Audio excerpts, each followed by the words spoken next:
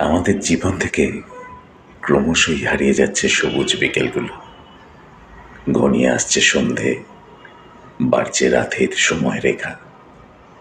মনে পড়ে ফেলে আসা শৈশবের রঙিন দিনগুলো, চৈত্র দিনের হঠাৎ কালবৈশাখীর সেই বিকেলগুলো, ঝড়ের মধ্যে আম কুড়োতে যাবার আনন্দ, কিংবা গ্রীষ্মের সেই নিঝুম নিস্তব্ধ দুপুরগুলো।